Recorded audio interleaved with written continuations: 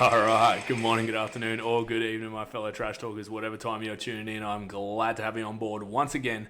You're listening to Trash Talk with D Bork, and I'm your host, Dave Bork. It is Friday, the 29th of August, 2025. This is episode number 63 of our NFL pod. We are officially 1 week away from NFL football getting back underway. Preseason done and dusted. It is time to talk week 1 footy. I cannot wait. On top of that, on this episode, I guess we do have to finish off week 3 of the preseason that just passed, and the big trade that just went down this morning. Micah Parsons now officially a Green Bay Packer. He is finally out of the Dallas Cowboys, and Jerry Jones and that absolute circus that he has running in Jerry World. They are an absolute farce, and I think Micah Parsons is in a far better situation right now. We're also going to run through some question time at Trash Talk with D-Bork on Insta and TikTok. Thank you once again for sending those questions on through. We'll also talk about some season futures, season wins that we've got, riding in a couple of parlays already. And we will have a very, very early look at our best bets for week 1.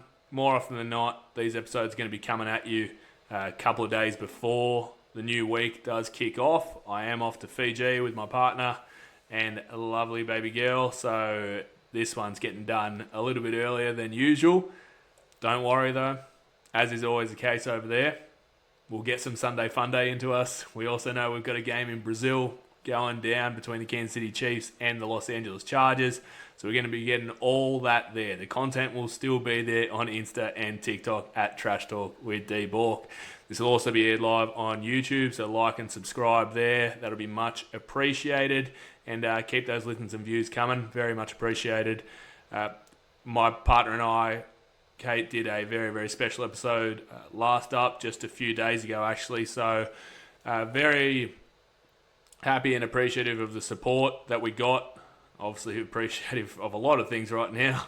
But yeah, that episode was special, and it was hard to kind of run through everything that we did. I don't think we could have done that solo. So for both of us to get together, and in particularly Kate, for how incredibly strong she was in talking about everything in our pregnancy journey, and obviously with my brain tumour last year. It's been a ride, that's for sure. So I'm glad we could do that, and I'm hoping that we reach the right audience, because got some very positive DMs and messages from friends and family and other people that we actually don't know, never met before. So it's obviously hit the right mark. We're happy to do what we did and keep pushing that to be a voice out there for those that needed to hear it. So very thankful for Kate for taking part in that, and maybe she'll have to come on board again for another episode, because that was a popular one on Listen's front. Let's talk now about some NFL footy. We'll go back to our regular content. Start with a little preseason recap. Obviously, week 3 being done and dusted. Found some positives last week. Preseason in general was a positive one for us, especially on a betting front. The Giants, we rode them every week, and they cashed for us every week and did so again. Over the weekend, Jackson Dart just looks absolutely outstanding. I think we're going to see some of him this season for sure. Dallas covered against Atlanta. Finally got to see Joe Milton get a W. I think he needed that. Chicago down 17-0 against the Chiefs. We took the plus 4.5. They jumped 1.5 point favourites. Still managed to win the game. So that was a good one. And unfortunately, we had Seattle on the money line. So went 3-1 to finish up preseason footy. But yeah, very, very positive for us. On top of the trades today, obviously Micah Parsons, Kenny Pickett also got moved from the Cleveland Browns over to Vegas, which obviously opens up at QB2 spot, which they've given to Dylan Gabriel over Shadur Sanders, and I think those cheers and chants are going to get a whole lot louder for him throughout the course of the season. And who knows, there's every chance that we see both of these guys in action, because, again, I've said it before, I don't see the reason why Joe Flacco would play a whole lot. You're just only hindering the chance of these guys to actually develop and play some footy for a team that's honestly not contending for a Super Bowl this year. Said it before, Jackson Dart, absolutely brilliant all preseason long. I think he's going to make a big push to get some playing time behind Russell Wilson this season. similar case. The Giants aren't winning a Super Bowl anytime soon, so may as well see what this kid has got. Joe Mixon, big news out of Houston as well. There's every chance that he could potentially miss the season. So there's plenty of people out there, especially those of you that are going through your fantasy drafts and all that. Got a couple myself coming up this weekend. Joey Mixon, every chance of being out for the entire season. At minimum, he's out, obviously, for the first 4 weeks, being on IR. But, yeah, I think Nick Chubb fans are getting very excited. Could be Nick Chubb's season. Terry McLaurin, he got paid start of the week. Nice result for the Washington Commanders. Jaden Daniels is the team that's going to continue to push to win that NFC title and potentially make the Super Bowl too. And there's every chance that they could do that. And then today, Micah Parsons to the Green Bay Packers.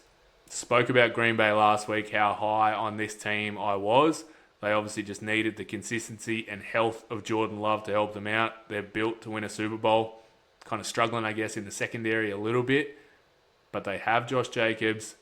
They did something they've never done before in probably forever in drafting a wide receiver in round 1 in Matty Golden. And now they went out and paid Micah Parsons. So they mean business this year. They're incredibly well coached in an extremely tough division. I'm not saying this is going to work straight away for this team, but long term, man, they just got a whole lot stronger. That's impressive. So those of you who did jump on the plus 2,100 or $21 that was out there for the Green Bay Packers, that's what you get for tuning in. They are my smoky this season to get it done because they've showed plenty of times in the past they're not afraid to play on the road in the playoffs, and there's every chance they're going to have to do that because I still believe the Detroit Lions are the best team in that division. But Green Bay now, they're not very far off. Week 1's going to be a good one. Let's talk about week 1 now. Dallas at Philadelphia. Well, banner night, Thursday night football to start the season just got a whole lot spicier today with the news that Micah Parsons is gone from the Dallas Cowboys. For a team that couldn't stop the run at all last season, now you're without one of your best run stoppers in the middle of the field with Micah Parsons. So, yeah. Oh, look, not only best run stopper, obviously your best pass rusher as well, getting after, I guess, the elite of the elite and the Super Bowl champions that is Jalen Hurts and Saquon Barkley. Dallas is a team that couldn't stop the run to save themselves last year. How on earth are you going to stop the run without now Micah Parsons in the middle of the field? This is a complete and utter disaster for the Dallas Cowboys. And I think a lot of the NFL world is here for it because all he had to do was pay the man. That's all Jerry had to do, and he decided not to. So, you can only see this going one way, and that is Philadelphia rejoicing in a divisional battle against the Dallas Cowboys, the NFC East or the NFC least, whatever you want to call it. At least now Washington can contend. I know they didn't against the Philadelphia Eagles in that NFC title game, but they were young. They're still young now, obviously, but, another year of experience. We do want to talk about the Dallas Cowboys, though. If you want to call it a positive, Dak Prescott is back, but hasn't played footy in a very long time. Has an extra weapon now in Georgie Pickens. Jake Ferguson gets a little bit healthier, but this is the problem. Yes, these guys are great, obviously with CeeDee Lamb, Pickens, and Ferguson, but they have zero running game. Haven't since Zeke was in his prime. Now, Rico Dowdell last year was actually pretty good. So to let him walk just kind of makes no sense whatsoever. They got nothing. So they become one-dimensional and it makes it a lot easier to stop this Dallas offense. And at the end of the day, they're not going to be able to stop the Philadelphia Eagles offense. So, yeah, give me Philly in the first game of the season, but we're going to be running through some best bets a little later on. Kansas City at the Los Angeles Chargers. This is in Brazil. So the Chargers are taking one of their home games, which, to be honest with you, probably isn't the worst thing because SoFi just would have turned into Chiefs Kingdom anyway. This Chargers team just doesn't really have any proper home following. You know that the Chiefs are going to have a chip on their shoulder from how last season ended for them in the Super Bowl, getting the doors blown off them by the Philadelphia Eagles. This is also another divisional rivalry matchup. and Travis Kelce tends to come to life. He's had a very, very good off-season, Travis. Plenty of NFL fans out there that aren't happy with all the social posts of him and Taylor, but be happy for the guy. Be happy for her. Seriously. Love is love. Love wins. It's a love story, baby. Just say yes. And that's exactly what Taylor did to Travis Kelce's proposal. He's going to be in for a big night in Brazil. I think he's going to want to put it on. Obviously, the Chiefs are without Rashee Rice, which opens the door for guys like Xavier Worthy to continue to build on his rookie season. He had a very, very good one at that. I think Kelsey's going to come to life a little bit in this one because the Chargers weren't exactly all that amazing throughout the middle of the field at defending tight ends. Same goes for the Chiefs, though. And we know that Will Dissly last year had a very good year for the Chargers, and Justin Herbert. They were good against the slot, which is exactly what the Chargers went to last year with McConkey and Keenan Allen that now comes back on board as well. So I'd be looking for the likes of Dissly and Conklin, who comes across too from the Jets, to potentially star in this one in Brazil. For Justin Herbert to lean on those guys where the space is, just go to them. And I think he can find them. So I think all tight ends are going to be pretty busy in this one. If you're looking at touchdown scorers, I'd probably be going Kelsey, I'd be going Worthy, and I'd be going Dissly or Conklin. Split them up. Same game parlay if you want. There's a bit of uncertainty, though, I guess, around Najee Harris. We're not too sure of his health coming in. Seems like he's going to be pretty limited in this one, even if he does play. So you're going to see a lot of their rookie running back, Amarian Hampton, and his first game up against Chiefs Kingdom. Chris Jones is going to be coming after him. I think it's going to be pretty tough for him. There's obviously a big ceiling about this kid, and if there's anyone that can get the best out of him, it is going to be Harbaugh. But I think it's going to be some tough sledding for Hampton. So it's going to be a lot of Justin Herbert to kind of keep this thing alive. I just think there's too much at stake here for the Chiefs with how things finished for them last year not to start this season with a dub. I think it just means a whole lot more to them to actually get that. They're going to get a lot of international support as well. I mean, everyone knows the Chiefs at the end of the day. Everyone loves Mahomes abroad, that is, not so much in America, outside of Kansas City. He's incredibly talented. I think he's going to come in and have a huge year. He's every chance of winning the MVP too. I know the Chiefs won a lot of ugly games this year, but he's far too good to have a semi-down year, I guess, that he had. They're going to get some offensive pieces back, so they'll be fine. But yeah, it's hard to go past the Chiefs here in this one. Look at the early window now in week 1. Atlanta hosting Tampa Bay, NFC South, big matchup. Things nosedived for this Atlanta Falcons offense last year with Kirk Cousins obviously getting hurt. Change quarterback now to Michael Penix. When's it going to get right for this Atlanta Falcons team? You've simply got to start off with a home dub. They played Tampa Bay last year with Kirk Cousins still starting at home, and he was swag surfing the whole way through in an absolute shootout win. I think there's every chance this game has plenty of points in it. We're all going to be on Kyle Pitts watch. Tampa Bay also struggled to defend tight ends. He had a couple of touchdowns last year in Tampa Bay. Is Michael Penix going to get him the ball? There's plenty out there that are also going to be on Bijan Robinson watch because there's probably plenty out there that are taking him either 1 or 2 overall in their fantasy drafts this year. So he could get busy here. Bucky Irving's also going to get busy as well. I think this matchup's going to have some points. It should be very, very exciting. Cincinnati away to Cleveland. Last year, just about everyone's knockout survivor comps got destroyed by the Cincinnati Bengals by losing to the New England Patriots in week 1 at home. This season, they're at least on the road. They are short to beat the Cleveland Browns and Joe Flacco, but could you put a whole lot of trust in this team? I personally can't. To take them once again as my week 1 survivor, I'm not going to do it. I only got hurt last year by doing so. I think they should win, but we've seen how bad this Cincinnati Bengals defense is, and we know that Joe Flacco can air this ball out, and he's going to do just that. So look for Jerry Jeudy to probably have a big game in that home opener. Vegas travel to New England. That should actually be a very good game because there's a high ceiling for this New England Patriots team with Travion Henderson. They're running back with Ramondre Stevenson as well, that two-headed monster. We've talked about it a lot. And Mike Vrabel's home coaching debut. He's going to want to win that. Vegas, though, Gino, Pete Carroll, it's a new firm. That one's an interesting match. Arizona at New Orleans, I'll pass. There's no need to watch that. I know how bad the Saints are, but I wouldn't be surprised if the Arizona Cardinals actually do drop that game because every year people are high on this Arizona team. I guess we're going to see what Kyler Murray and Harrison Jr. have been working on in the offseason. Is Jimmy Connor in for another big year? The Saints are a mess. Name Spencer Rattler as their starting quarterback. Good luck. Miami at Indy. I'm also going to say no to that game. I know we're going to be watching these on Red Zone, and I'll be watching in Fiji, to be honest with you, so a couple of hours extra does help. I'm down on Miami a lot this year, but they get a very, very favourable first week matchup against the Colts with Daniel Jones as their starting quarterback. That's a yuck, to be honest with you.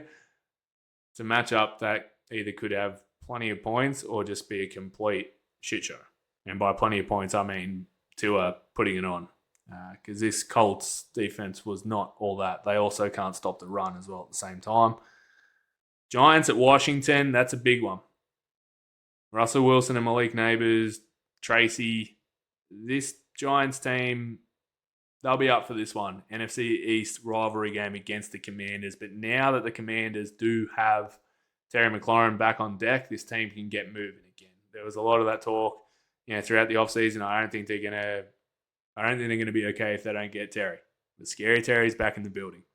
He knows the playbook. It's not the same thing as Micah Parsons coming across to Green Bay. That could take some time. Scary Terry is going to be fine. He's going to work into this thing and probably score a couple of touchdowns in this game. I have no doubt about that.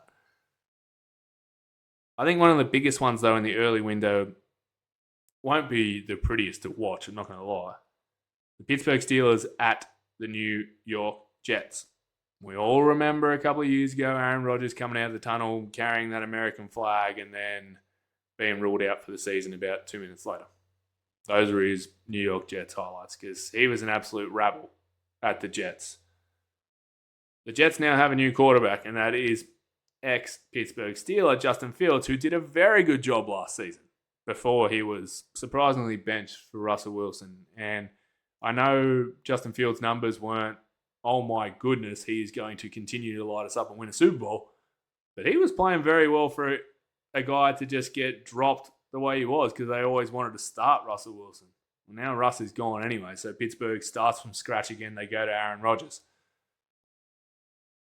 New head coach in Aaron Glenn versus old head coach, I'm going to call him that, in Mike Tomlin. Both very, very defensive savvy, and I know Aaron Glenn wasn't running the plays in Detroit, but obviously Detroit leaned on that running game a lot to make sure their defense was good to go. I think he's going to do that again here for the Jets, obviously with Justin Fields and having Breece Hall in that backfield as well. Garrett Wilson, very, very, very good. Just needs to get some quality pill, and he hasn't really had that in his time as a Jets wide receiver. So this one's going to be an interesting one, but I can see this as a potential upset here for the Jets to get one back on Aaron Rodgers. And last but not least, in the early window, you got Carolina away to the Jacksonville Jaguars. I'm very, very, very high on Carolina, especially considering the way they finished last season. We started seeing Bryce Young play some very good footy. Jacksonville, who knows what you're going to get out of Trevor Lawrence? And are we going to see Travis Hunter play both sides of the ball here? I think that's just about the only reason why you'd be turning this game on if you would watch it solo, unless you were a Carolina or Jacksonville fan in general. Jay Scott, I know you're listening. Jacksonville new head coach as well. So is he going to look to open the playbook up on a team that did concede some points last season in Carolina? But Carolina started to get very, very aggressive towards the back end of the year, obviously with Dave Canales as well as their head coach. It's a matchup that has the ability for some points. So that's a little bit of a watch this space. Second window, my Tennessee Titans traveling to the Denver Broncos. We get the first look at the number one pick in Cam Ward. No one's talking about him.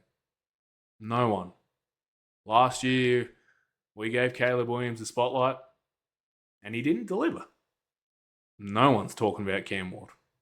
So this is the perfect situation for Tennessee and Cam to say, you've disrespected the hell out of me. I'm going to come in here to Denver and try to cause an upset. And if you're ever going to do it, it's week 1. There's no tape on you. Just like last year with Bo Nix, there was none on him, which is why Denver had a lot of success. And Bo Nix is a phenomenal quarterback. Obviously, me being a massive Oregon Ducks fan, so I love the play of Bo Nix coming out of Oregon. And I was very happy for him to play a great brand of footy and obviously well head coached by Sean Payton. I know that Tennessee aren't extremely well head coached right now. Callahan, there's a lot of pressure on him. But I'm hoping that he's able to open this playbook up for Cam Ward because this Denver defense is very, very good. So playing extremely vanilla is simply not going to work against the Denver Broncos. Tony Pollard's going to have to be busy. So we know Tajay Spears got injured at the back end, or at the start, of the preseason. So I think you're going to see a lot of TP, and he had some very, very good play last season. He's got a much better quarterback this season, which could open things up for him, especially if Cam can get going early. Needs to get that rapport with Calvin Ridley. Probably going to be marked up by Surtain, which is every chance, but that could also open things up for Chigi Okonkwo as well. We saw Van Jefferson burn down the sideline in week 3 of the preseason. So all I'm saying is that there could be a shock. Our defense is a whole lot healthier. L'Jarius Sneed. Big Jeff's going to be coming after Bo Nix for sure. They're very high on their rookie running back in RJ Harvey. I think it's going to be closer than people think. We saw last season, everyone thought Cincinnati were going to wipe the floor with the New England Patriots. Not comparing Cincinnati's defense to that of Denver. But nothing is a given in week 1. You're ever going to beat a better team, it is to catch them off guard in week 1 action, especially when, like I said, there's no tape on Cam Ward, bar his college tape. Sam Fran at Seattle, NFC West action. Sam Darnold, the new quarterback for the Seattle Seahawks. More importantly, though, Christian McCaffrey returns to action for the San Francisco 49ers. They are a team that has obviously lost Deebo Samuel. Ayuk's out injured. I honestly don't think they contend this year, the Niners. I think it could take McCaffrey some time to get back. Brock Purdy, obviously very serviceable. I think Ricky Pierce was in for a much bigger season as well. There's more opportunities for him. Georgie Kittle's an absolute superstar. But I think Seattle's a very, very good price here in week 1. Cooper Kupp returns home, went to Eastern Washington, absolutely dominated there in college. So he comes back closer to home after being somewhat pushed out the door by the Los Angeles Rams, just with going to Puka Nacua whenever they wanted to, really. And obviously now they've got Devontae Adams. Yes, he's competing with JSN for touches, but that's a pretty damn good duo right there that Sam Darnold's got to work with. And Seattle's also got a very, very good running game in Kenny Walker and Zach Charbonnet. Defensively minded head coach Ian McDonald. I think they can get a win here in week 1. I know they've battled to, knock off the Niners in recent times, especially at home. But now with a new quarterback, they start fresh. As long as Sam Darnold completely forgets about the last 2 weeks of the season that he had, I think Seattle can get this done at home. Very, very tough building to win it. We'll hit on Detroit at Green Bay. Obviously, even bigger now with Micah Parsons playing for the Green Bay Packers. I've penciled this one because I think there's every chance that these two teams could actually meet in the NFC title game. And I know either of them is going to have to go on the road throughout the entirety of it. I think that's going to be Green Bay. I still believe Detroit's the best team in this division, as good as what it is. But now Green Bay picking him up will know that they're in this position to win. I just think it's going to take a little bit of time to get him into the system. He's going to be obviously very fired up. He'll be all over the place, but I think Detroit can still exploit that. They've ran all over him for the last 3 or 4 years with Monty and Jahmyr Gibbs. I can't see this being any different. And the main reason why, I guess, is because Jordan Love's been hurt throughout the preseason, which doesn't really give me great hope earlier on. And that's not to say that they're not going to contend or make the playoffs, because I think they're every chance of making the playoffs and winning the Super Bowl. Otherwise, I wouldn't have taken the plus 2,100 out there that we took last week. And still there. I believe it's kind of shortened up now after Parsons. But it's not going to be cold. We spoke about it time and time again of how much Jared Goff does battle a little bit in these cooler conditions. But I just think Detroit's too good right now. We know they lost their OC. They lost their DC. But they got MCDC. Motor City Dan Campbell is going to get this team ready to contend for a Super Bowl, because they know they completely butchered it last year against the Washington Commanders at home. Everyone's still stunned by that. So just like the Chiefs, this Detroit Lions team has a chip on their shoulder, because we know they should have knocked off the 49ers the year before that in the NFC title game. They blew that in the second half. Last year, they had clear running. The blue carpet was rolled out for this Detroit Lions team. Everything went through Detroit and they completely blew it. The window is closing because the NFC is getting a whole lot stronger. Detroit aren't getting any younger. I know Jahmyr Gibbs is an absolute superstar, but if it's not this year, potentially not next year, then the door might be closed. So you got to cash in while you can. I think they get a road division win in week 1. We did have a question that come through to our socials at Trash Talk with D-Ball on Insta and TikTok. Where are we here? It's from at SprayOn10. How much of a boost does Green Bay defense / special teams get in their season-long rankings after the Parsons trade? I'm not one that usually looks to attack defense or the defense special teams in fantasy footy chat, so I'm not going to really jump out and go and grab them in week 5, but they're still in an extremely tough division. Parsons helps them down the road. I wouldn't look early on to go and attack this Green Bay defense straight away, but down the road, later in the season that it gets, we know that Parsons has played in a dome his whole life, his whole NFL career, I guess, but he played at Penn State, so playing outdoors is going to be nothing for Michael Parsons. He's going to be fine with that. I think it definitely helps them a lot, but later in the piece. Early on in the season, they're still going to lose to Detroit. I'll say that. Will I be jumping out and taking the Green Bay Packers tomorrow in our fantasy draft? Spray on 10. I guess we'll have to wait and see. Thank you for your question, though. We go now to Houston, traveling to the Los Angeles Rams. No Joey Mixon here, so this is a big one for them. We're honestly just waiting on the health of Matthew Stafford right now. They've kept this under wraps. Honestly, like if Stafford is completely healthy, this team could go on and contend for a Super Bowl. We know that for a fact. Kyron Williams is a stud. Puka Nacua, Devontae Adams. Their defense is a whole lot better as well. If he's healthy week 1, or healthy enough, I should say, and now with Joey Mixon being lost, that's a massive step back for this Houston offense. I think the Rams should be too good in week 1. But if Stafford is clearly hampered, this is a stay-away game for me. Not going anywhere near it. All I know is that Kyron Williams could have a big night at the office. That's all I'll say. I think it could be a very low-scoring affair, because if Stafford is hampered with that back injury, then I wouldn't be looking at him taking too many shots, especially against a very, very good secondary that Houston have. And the other side of the fence with Houston, obviously with losing Joe Mixon, with how good he was for that Houston offense last season, they're going to be bringing in Nick Chubb, Damian Pierce. Just they'll almost be on committee, and I don't know if that's going to help them all that much as well. So that's one to watch, I think. Baltimore-Buffalo, playoffs week 2 rematch here. I think there's obviously every chance that we could potentially get this matchup in the AFC title game too, if things work out. Either of them are going to have to knock off the Chiefs in week 2 to get there, or they could maybe playing each other again. Who knows? I don't think the Chiefs are going to be, that number 1 seed again this season. I think Buffalo take that out. Everything's going to run through Buffalo. But if you're ever going to beat the Buffalo Bills, especially before it gets to that snowy weather, it is week 1. Has Mark Andrews got over that drop?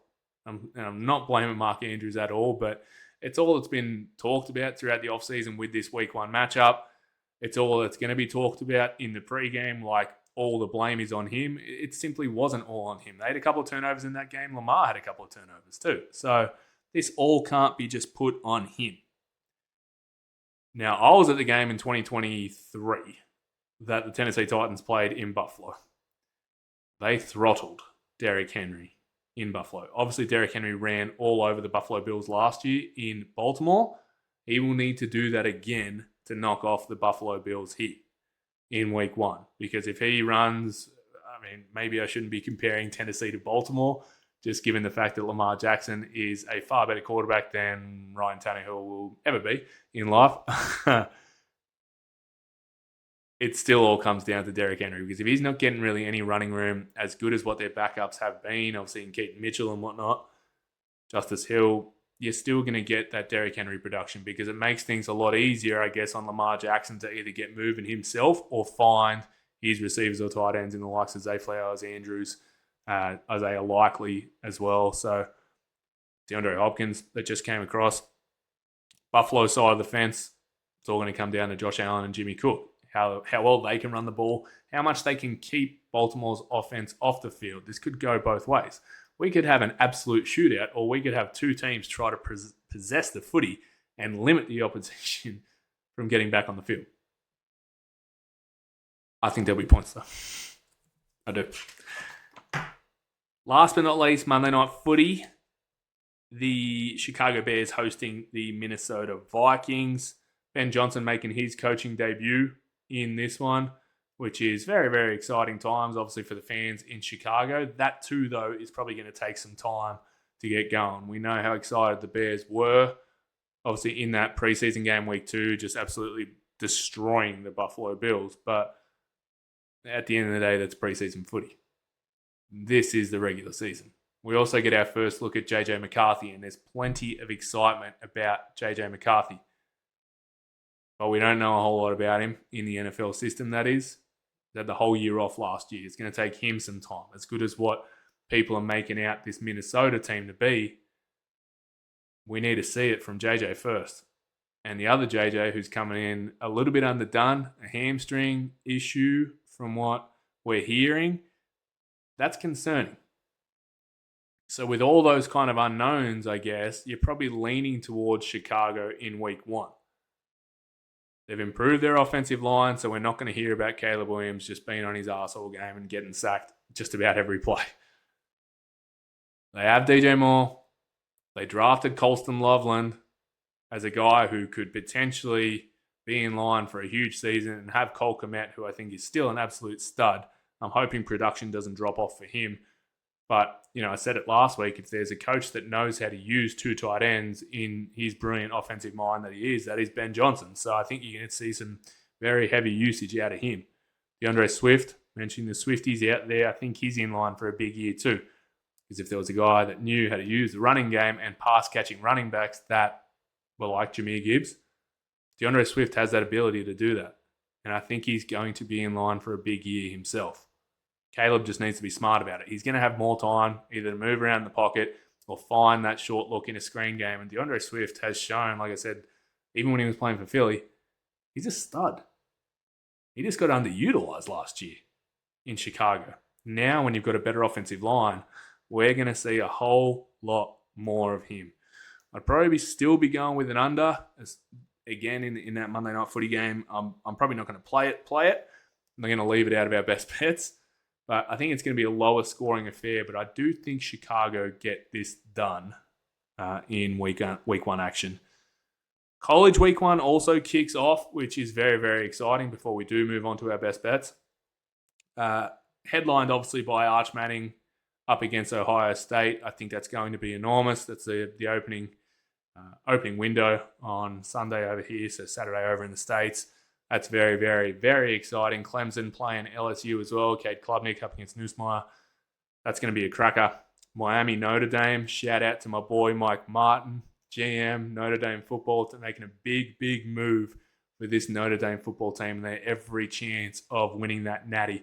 I know Riley Leonard is gone, but Quarterback play wasn't really the biggest thing in Notre Dame. They've still got their running game strong. Mike Freeman's a hell of a head coach, and I think this Notre Dame team could go all the way, and I honestly hope they do so in Mike's first year as a GM. Hopefully we can get him on the show here at some point. We'll have to have a chat about that. But yeah, can't wait for week 1. Plenty of plays out there. Nebraska at Kansas City today. That under was nice. We didn't tip that up, so it's all good. We won't have too many college plays that we will tip up this season. There might be a couple, but as of week 1, it's hard to have too many cracks at it. I'd be probably leaning towards an under in the Texas-Ohio State game if you're going to play that again, given the uncertainty around Ohio State's new quarterback. Arch Manning coming in could be a little bit of nerves.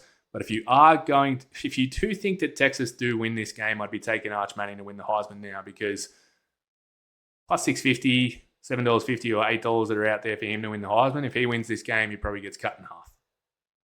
So if you think Texas, just take Arch. Let's find some best bets for week 1 NFL action. 4 plays in week 1. We are going to have more, as always, on socials at Trash Talker D-Borg. Find them. They'll be there, especially our player prop parlays that are always out there. Sunday fun days, primetime action. We're going to be there every week of the season, no matter what country I'm in. Our first play is going to be the Philadelphia Eagles minus the 7.5 against the Dallas Cowboys in game number 1 of the season. Just too many issues for Dallas. We all want to see Philly put her on them. Let's be real. And I think they will. The Jets plus the 3 against the Pittsburgh Steelers. There's every chance this is field goal for field goal. And to see Aaron Rodgers lose to his former team will be pretty nice. And Aaron Glenn's he's been thinking about this game all offseason. First game as a head coach. Justin Fields has also been thinking about going up against his former team. He's got a point to prove, and I think that the Jets can get this done in week 1. No bias, but Tennessee plus 8. 8 is a lot. It is the biggest spread in week 1. I'm not saying they're going to win the game outright, but 8 points is a lot, and I think Denver are every chance of potentially overlooking this first game in week 1. And again, no film on Cam Ward. He can do this. Give me the 8-point start for the Tennessee Titans. And last but not least, Detroit on the money line at Green Bay, plus 115. It's drifted out today, or $2.15, with obviously the news of Michael Parsons getting there. Huge news, we know that. But this Detroit Lions team is going out there to win a Super Bowl this year, and they're starting once again in week 1, getting this done at Green Bay, making it known that they are not going away anytime soon. Thank you very much for tuning in. I'll be back again, not next week, because this is obviously the week 1 preview, but I'll be back again the following week once I'm back from Fiji to recap week 1, preview week 2, find some more best plays, and bring on NFL action. I cannot wait. Bring on the season. Thanks very much again. This has been